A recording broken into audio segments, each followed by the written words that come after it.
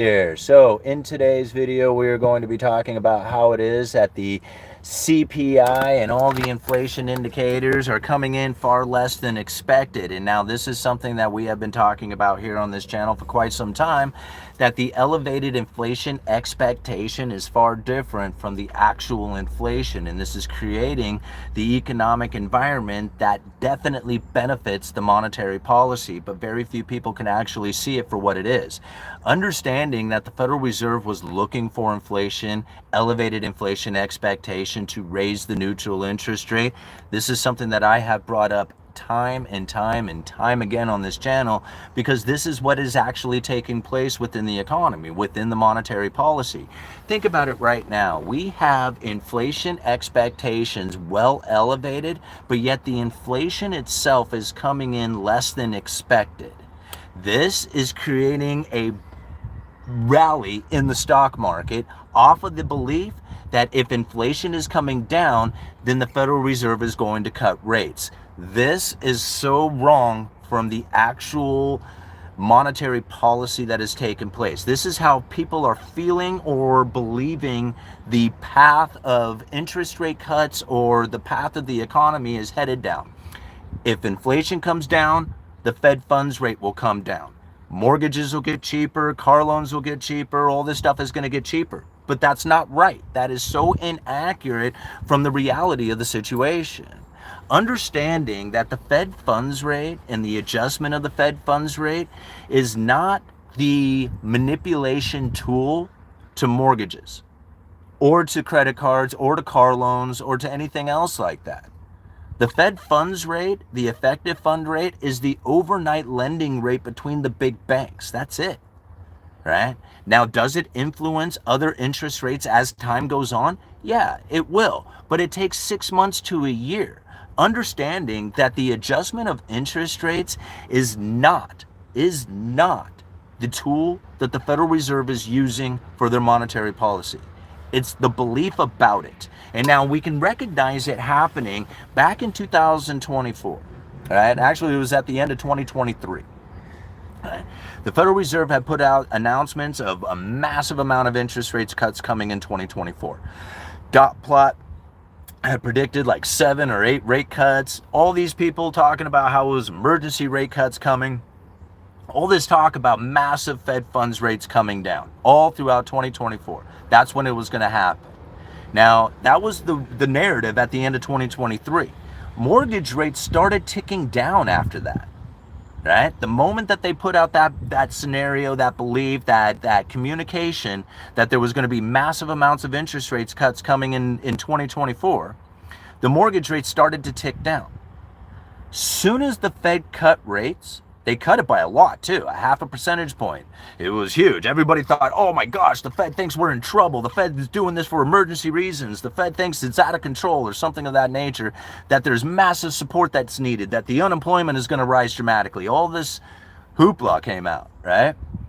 Before it, they put out the announcement, mortgage rates came down. The moment that they cut, mortgage rates shot up. We have to internalize this for what it is. The Federal Reserve and the adjustment of interest rates is not the tool. Understanding that communication about the interest rate cuts or interest rate hikes, it doesn't matter which direction, is the monetary policy tool and has an impact onto the economy as if they had adjusted rates. This is so important to understand, because the Federal Reserve changed the way that they conduct themselves after the great financial crisis. We communicate this on this channel regularly. I mean, I was doing a video this morning talking about it. I did it again yesterday. This is how the Federal Reserve is operating, is off of expectations. Now, think about what's happening right now within the economy. Elevated inflation expectations, but yet the inflation came in low, much less than expected. This is creating an economic environment that is benefiting some people. Not the working class, not those who are living paycheck to paycheck, not the average everyday person, not the majority of the people, but it is benefiting a small group, the top 20%. Those who have a return on capital investment with the higher interest rates get a bigger return. And then they get to deploy that return into an economy that has less inflation taking place. Think about it. Right now, the top 10% of households are increasing their consumption, increasing it. The top 10% of household incomes do close to 50% of the consumption. This is an increasing number. While the bottom 80% of the people are losing their ability to consume. This is happening right here, right now, with this economy. And as people are looking towards the Federal Reserve to ease the burden, what they are missing is that the Federal Reserve is not easing to benefit you. All right? They're not easing to benefit the working class. They're benefiting the working class is whether or not you're employed or not employed. Not by how much. Like, they would love to get some wage increases to create the inflationary scenario, but they already found that inflation has an insensitivity to low unemployment. We recognize this from the end of the Obama administration all the way through the Trump administration leading into COVID. Talking about the first Trump administration. Historically low unemployment, and yet could not find the inflationary scenario that they were looking for. The Federal Reserve was desperate at that moment. Right?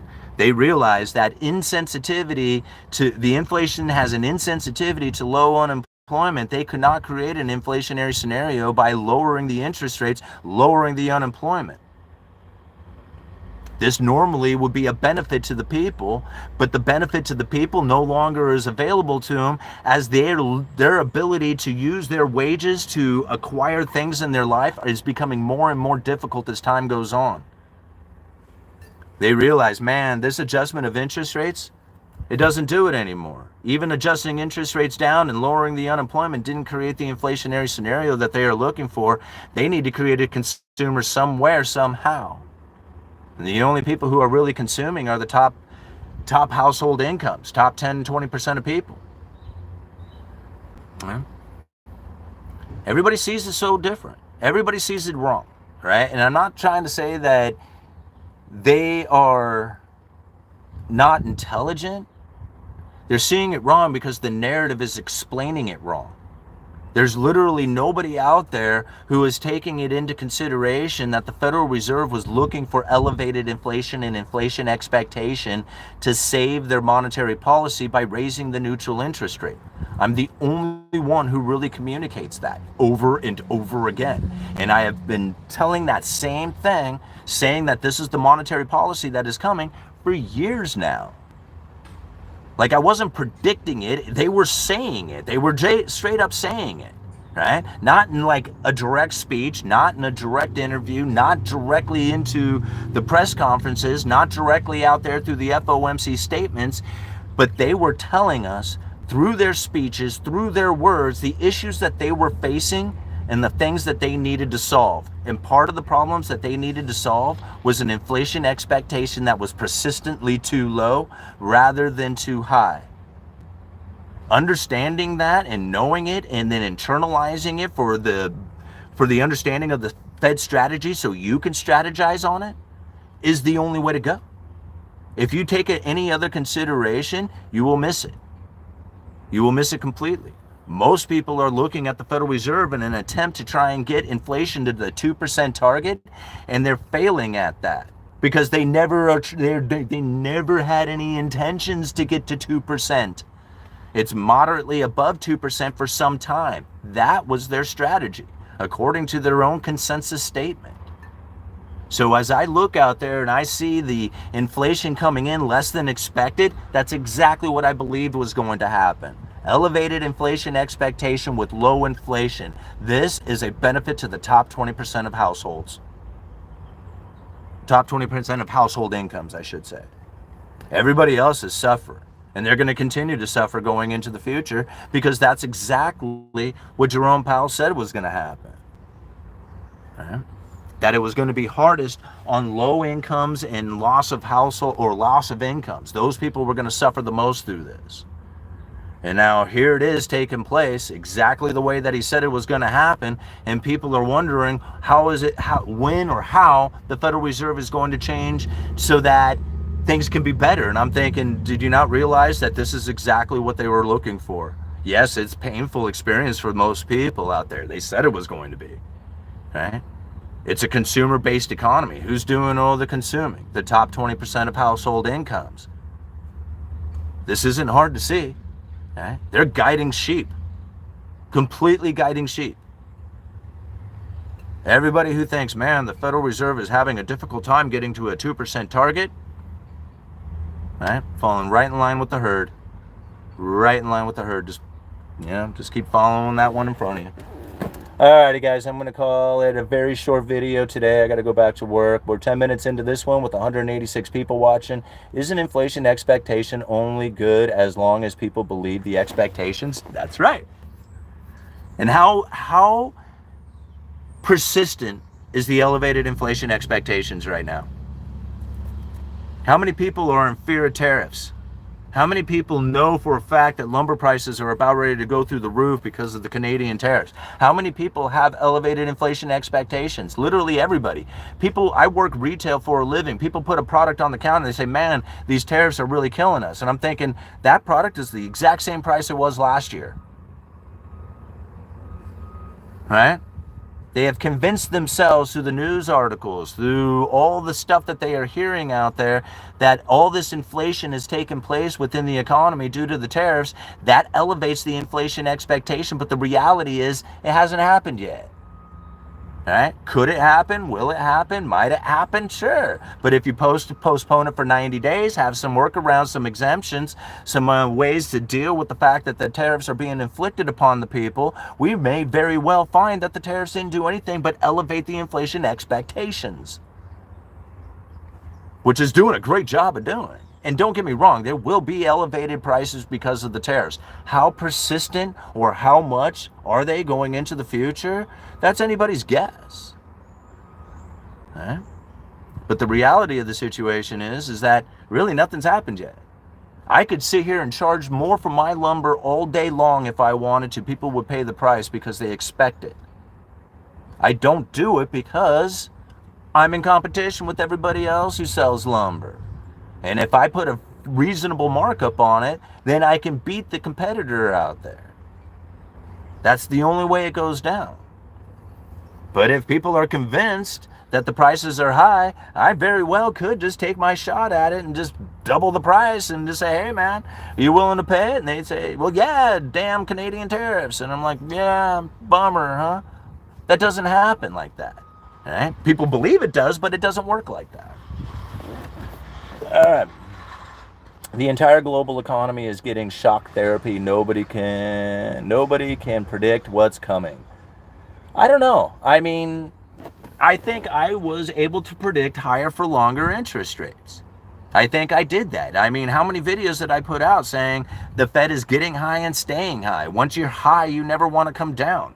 You know, I mean, the Fed wants you in pain and misery. Right? That was all talking about elevated inflation, persistent inflation going into the future, and elevated interest rates. And I believe that to be the case years ago, because that was essentially what they were trying to solve for the monetary policy, was elevated inflation expectation, and elevated interest rates. That was all part of the game plan. All right, let's take a look at JRGUCS. GR Gusick. All right, thanks for the $5. I need the new head BLS guy. I read the new head BLS guy is suggesting to suspend monthly jobs reports, some reports used by the Fed for their monetary policy. Huh. Well, that would be interesting to get rid of the unemployment report or the jobs numbers report. Like, I don't know if that's, like, it's part of the Fed's mandate. So if you got rid of the jobs report, like, how would you know if they were actually achieving their mandate? Now, granted, a lot of those numbers are probably just made up to begin with. And since FASB 56 has already stated that the government can essentially make up whatever they want for national security purposes, I don't know if those numbers are accurate anyway. So it's not up to me to decide whether or not they're accurate. It's up to me to decide whether or not what the Fed is looking at is going to be conducive to their monetary policy. Ultimately, they're trying to reach the dual mandate, which is full employment or low unemployment, or however you want to look at that, and stable prices with low inflation. So low inflation with stable prices, however you want to define that. Both of these things are very obscure in their definitions of what it is, but ultimately that's the mandate. Low inflation with stable prices and full employment or low unemployment, or however you want to look at that. So if you take away the jobs numbers, you are essentially taking away the ability to look at half of their dual mandate. Half of them, that's, to me, that's like, just make up everything. I mean, give us nothing to look at. As long as the government is spending at local, state, Fed stays high, we are all screwed with the CPI inflation. Again, like, screwed with the, I mean, are you really screwed with the CPI numbers? With the Fed keeping the interest rates elevated, are you really screwed? See, when I think about it, if you were to lower interest, I know, like I've already explained how it is that it's benefiting the top 20% of people. What I guess I'm getting at is that if you lower interest rates, do you think that's going to increase the new money or decrease the amount of new money coming in? I mean, considering that it's debt issuance that creates the new money. So if you lower interest rates and people are really excited about getting a mortgage, is this increasing the amount of debt issuance that is out there or decreasing it? It's probably increasing the amount of debt issuance out there. And what you're going to end up finding is a lot of economic activity coming from that. Does that lower prices or does that increase prices? So you see stock market hitting all-time highs. You see the housing market, still elevated. You got commodities that are running like gold and silver that are running highs. So I'm just kind of curious on this whole idea of lowering interest rates to benefit the people. Who is it that it's actually going to benefit in the long run? Right? Now, in the short term, you might get some nice economic stimulus that comes from it, meaning like, somebody who has access to cheaper interest rates might be able to go out there and borrow that money to buy the house, but that's going to be very short-lived, right? It's like a flash in the pan. Once you use that up, well, now you got to work with a hangover to pay back for that consumption that you borrowed. See, like, strong economies are built off of production and savings. But you can create economic activity, consumption, by lowering interest rates, but it's very short-lived, and it only really benefits the top 20%, top household income. You got to think, new money comes into the system, where does it go? It travels right to the top. If it didn't travel to the top, then the poor people would have it. They wouldn't be poor. That's not what happens. You give the poor people the money, they spend it, it goes right to the top. It's unfortunate. It's just the way it is. Alright, what time is it? Alrighty guys, I'm going to give it like 5 more minutes here and then we're going to call it quits. Alright, screwed either way, more monetary heroin or fiend for it, yep. Alright, finally understand. Yeah, I mean, I'm going to keep coming out here. I'll just keep explaining it over and over again. I'll try and give you the best understanding of what it is that I am seeing from the working class point of view so you can internalize this information. Once you recognize it, once you see it, you'll be on your own. You'll be able to read those articles that through the mainstream media and pinpoint and recognize how the credible threat theory is playing out, how it is that they use the people's expectations against them. This is the strangest part about it all, is how they gaslight the people.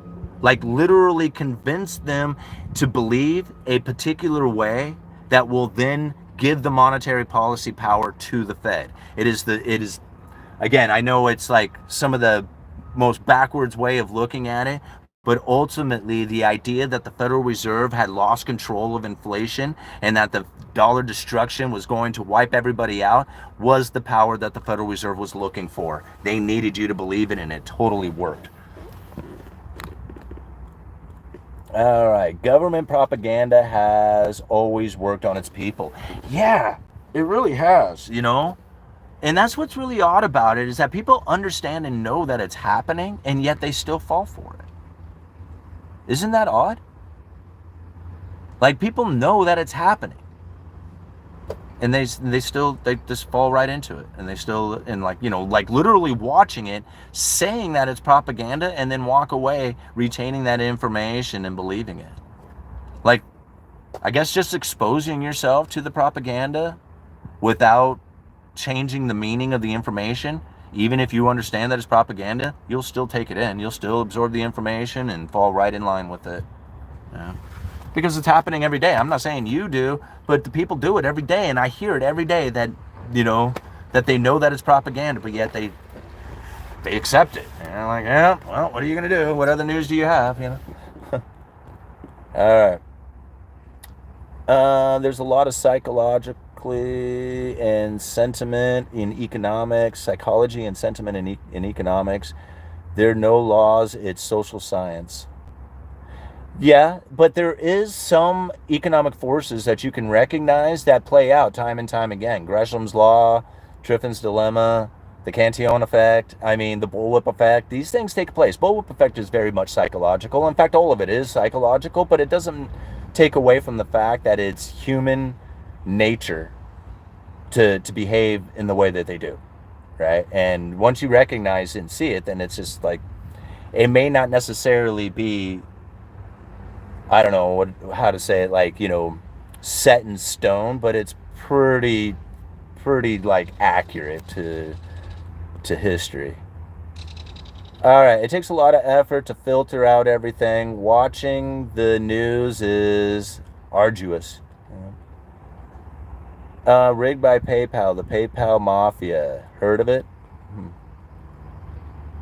My guy keeps stacking. Yeah, absolutely. Always stack. Keep it stacking.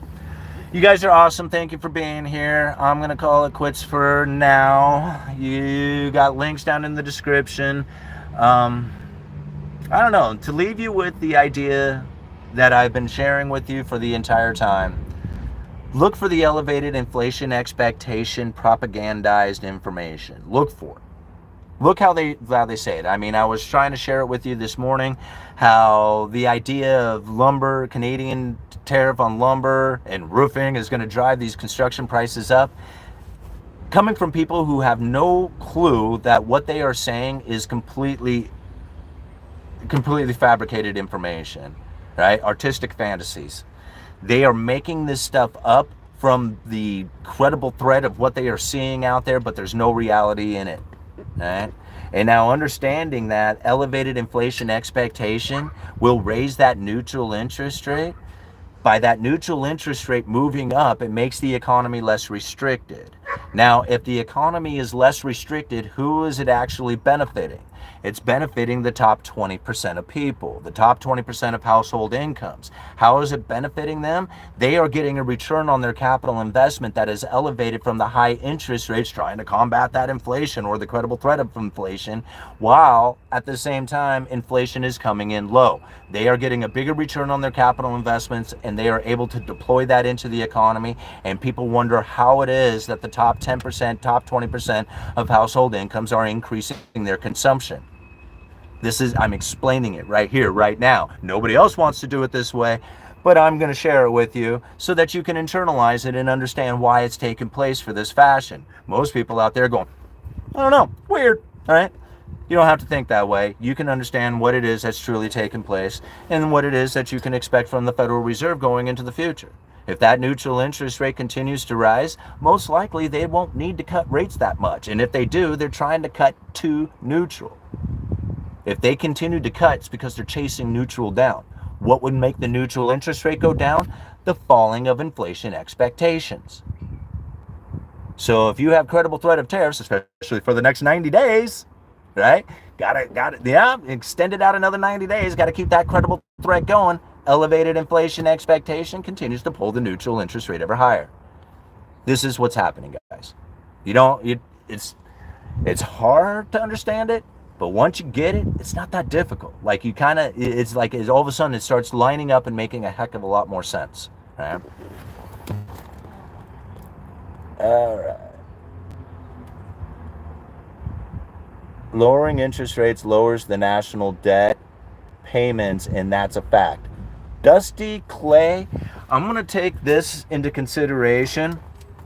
Lower interest rates lowers the interest payment. However, if you could find a time in history in which that lowering interest rates lowered the amount of debt issuance that was taking place, which actually increased the amount of interest that you're paying, even though the interest rate might be lower, the amount of actual dollars that you're pumping out are increasing every single time you take out ever increasing amounts of extra money, extra debt, right? Yes, the concept of a lower interest rate does lower the interest payment.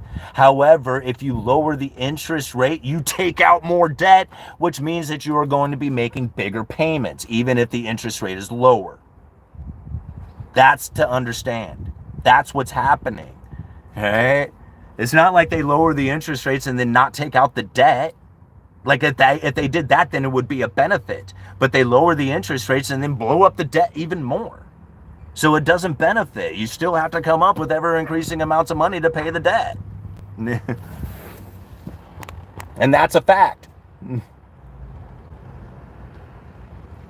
All right.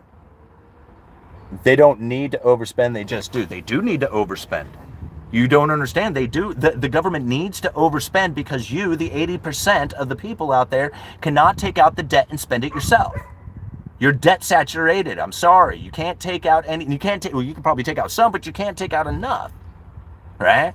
See, there was a time when they would lower interest rates, and then people would run out there, borrow that money, and spend that money into the economy. However, if you're debt saturated, lowering interest rates doesn't give you the ability to run out there and borrow a bunch of money to spend it into the economy. You might be able to spend some.